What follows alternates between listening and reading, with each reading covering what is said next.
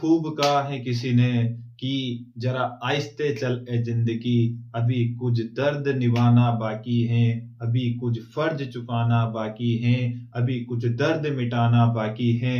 और जैसे कि अभी तो सिर्फ हमारा फेयरवेल हुआ है, अभी तो हमें पास होके दिखाना बाकी है, और अभी तो हमें ज्योग्राफी में बहुत अच्छे नंबर लाके दिखाना जरूरी है।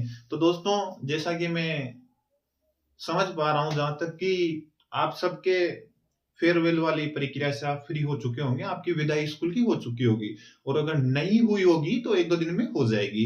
तो आप इस फेयरवेल की तैयारी में कहीं ना कहीं ये मत भूल जाना कि आपको एग्जाम में बैठना है, एग्जाम हॉल में बैठना है, और वहां पर अच्छे नंबर से पास भी होना है, अच्छे मार्क्स के साथ में पास भी होना है। इसीलिए मैंने ये जो क्लास है ना वो थोड़ी लेट स्टार्ट की। लो लेट क्यों स्टार्ट किया, क्योंकि मुझे पता था कि जो 12th क्लास के विद्यार्थी होते हैं उनको अपना बोर्ड एग्जाम से ज्यादा अपने फेयरवेल की तैयारियां करनी होती है, और अपने उसकी ज्यादा चिंता होती है। किसी को कि मैं किस रंग की साड़ी पहनूंगी, किस तरह की अपनी हेयर स्टाइल बनाऊंगी, तो किसी को कि मैं किस कलर के कोट पैंट पहनूंगा, किस तरह से स्कूल में एंट्री मारूंगा, बुलेट से एंट्री मारूंगा, कार से मारूंगा, कार में भी थार से मारूंगा या करेटा से मारूंगा।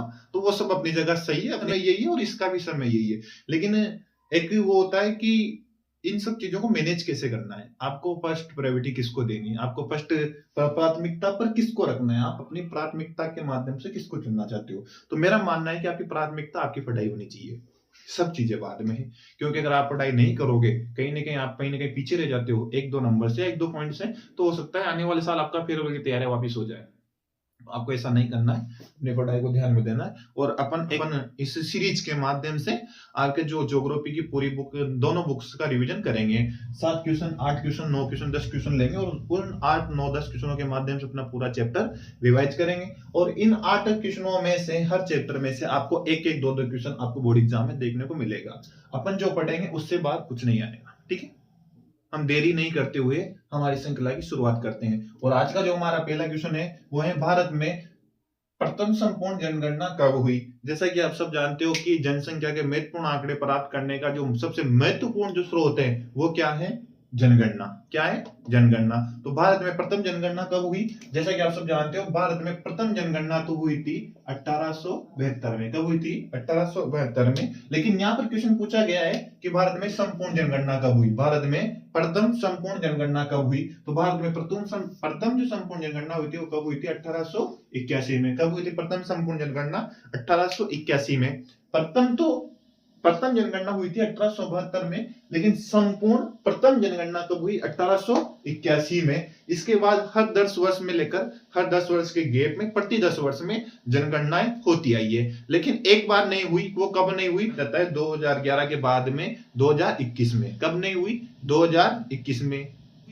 कारण माना जाता है उसका कोरोना, कोविड-19 की वजह से उस समय जनगणना नहीं करवा सके, पॉसिबल नहीं हो पाई, क्योंकि पूरे जो देश था अपना उसमें क्या लगा हुआ था, लॉकडाउन लगा हुआ था।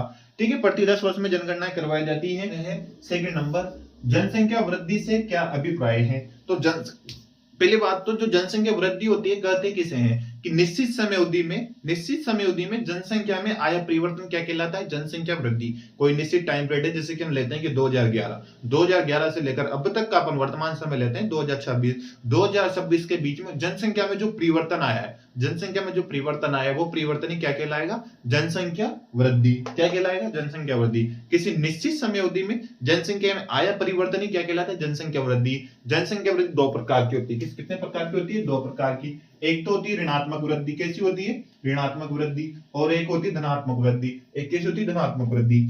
ऋणात्मक वृद्धि किसे बोलेंगे कि अगर माना कि 2011 से लेकर 2026 के बीच में जनसंख्या में कमी हुई है, उसे अपन क्या बोलेंगे, ऋणात्मक वृद्धि। और अगर 2011 से 2026 के बीच में जनसंख्या में वृद्धि हुई है तो उसे अपन क्या बोलेंगे, जनसंख्या की धनात्मक वृद्धि। क्या बोलेंगे, धनात्मक वृद्धि। अपन आगे देखते हैं अगला क्वेश्चन, जनांकीय विशेषताओं के अंतर्गत किन किन बातों का अध्ययन किया जाता है। तो जनांकीय विशेषताएं कहते किसे हैं कि अपने को जो जनगणना अपनी करवाई है और जनसंख्या के जो अपने को आंकड़े प्राप्त हुए हैं, उन आंकड़ों में कुल कितने पुरुष हैं, कुल कितनी महिलाएं हैं, कुल कितने बुजुर्ग हैं, कुल कितने बच्चे हैं, कितनी साक्षरता है, कितने लोग साक्षर हैं, कितने लोग शहरों में रहते हैं, कितने लोग गांवों में रहते हैं, ये जो ओवरऑल जो आंकड़ा निकाला जाता है वो आंकड़ा क्या कहलाता है? जनांकीय विशेषता है। जनांकीय कहलाता है। क्या कहलाता है? जनांकीय। जनांकीय विशेषता क्या होती है? इनका क्यों यूज किया जाता है? इनका यूज किया जाता है कि अपने को जो सरकार जो योजनाएं निकालेगी, भविष्य में सरकार जो योजना निकालेगी, वो योजना को किस प्रकार निकालनी है, कि कितनी योजनाएं बच्चों के लिए निकालनी है, कितना सोर्स उनको बुजुर्गों के लिए रखना है, कितना सोर्स उनको महिलाओं के लिए रखना है, ये सब इसके किसके अंतर्गत आते हैं? जनांकीय विशेषताओं के अंतर्गत। अगला क्वेश्चन, भारत में कौन सा भाषाई समूह विशालतम है? अच्छा, इसे ये जो क्वेश्चन है ये एक नंबर में आ सकता है कि भारत में कौन सा भाषाई समूह विशालतम है, तो इंडो आर्य। और एक क्वेश्चन इसी तरीके से ये क्वेश्चन बनेगा कि भारत में कुल भाषाई समूह कितने हैं और किस प्रकार उनका वितरण है, तो उसमें मैनेजमेंट आपको ध्यान रखना है। ये अगर क्वेश्चन 2 नंबर में आएगा तो इनकी ओवरऑल डिटेल पूछेगा, एक नहीं पूछेगा, ठीक है ना, एक नहीं पूछेगा, ओवरऑल डिटेल पूछेगा। अगला क्वेश्चन अपने पास है, 2011 की जनगणना के अनुसार भारत की जनसंख्या कितनी है? 2011 की जनगणना के अनुसार भारत की जनसंख्या कितनी है? आप सबको पता होगा कि 121 करोड़ है। कितनी है 2011 की जनसंख्या के अनुसार? 121 करोड़ है। और 2001 के अनुसार पूछे तो 2011 के अनुसार तो कितनी है? 121 करोड़। और अगर पूछे 2001 के अनुसार पूछे तो कितनी है? 101 करोड़। ध्यान रखना।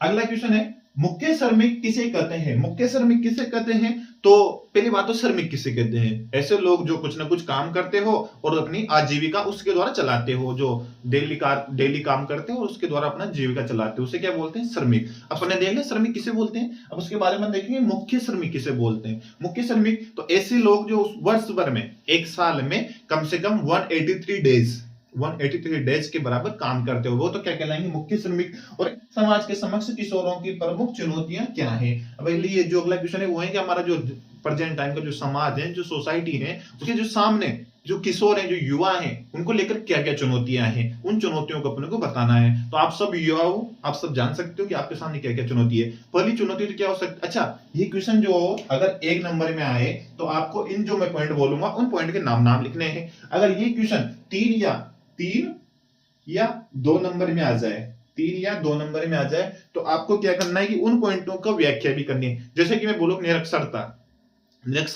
तो आपको अगर 1 नंबर में सीधा सीधा लिखना है निरक्षरता, विद्यालय वितरित छात्र, अशिक्षितता और कम उम्र में शादी करना महिलाओं की, जो बच्चे हैं जो उनकी, और अगला होता है कि मार्गदर्शन की कमी। ये सब क्या होती है? ये सब इनके पॉइंट हैं। इन सबको अगर 1 नंबर में पूछे तो इनके सिर्फ नाम लिखने हैं। अगर ये 2 से 3 नंबर में पूछ लिया जाए तो आपको क्या लिखना है? आपको लिखना है निरक्षरता। निरक्षरता किसे बोलते हैं? कि ऐसे छात्र जो विद्यालय जाने में सक्षम नहीं होते हैं और वो शिक्षा से वंचित रह जाते हैं, वो क्या कहलाती है? निरक्षरता कहलाती है। इससे क्या प्रभाव होगा कि हमारे समाज में जो अशिक्षित लोग ज्यादा हो जाएंगे, जिससे कि बेरोजगारी बढ़ने का चांस रहेगा, ठीक है। अगला पॉइंट अपन लेते हैं विद्यालय वितरित छात्र, मतलब ऐसे छात्र, विरक्त छात्र या ऐसे छात्र जो कि विद्यालय के बीच में ही विद्यालय को छोड़कर चले गए हैं, उन्होंने अपनी शिक्षा कंप्लीट नहीं की है और वो किसी न किसी गलत रास्ते पर चले गए हैं। वो आगे जाकर समाज में जो गलत राह होती है, गलत रास्ते होते हैं, उनको पकड़ लेते हैं। वो बड़े होकर चोर बनेंगे, डाकू बनेंगे, डकैत बनेंगे और ड्रग्स, मदिरा पान, ये सब इन सब गतिविधियों में लीन हो जाएंगे, आगे जाकर समाज को नुकसान पहुंचाने वाले हैं। अगला अपन ने देखा था कि मार्गदर्शन की कमी, अगर जो युवा होते हैं उसमें मार्गदर्शन की कमी नहीं होगी तो वो कहीं ना कहीं गलत रास्ते पर जाने के उसके चांसेस रहते हैं। तो ये पॉइंट इनकी व्याख्या करनी है।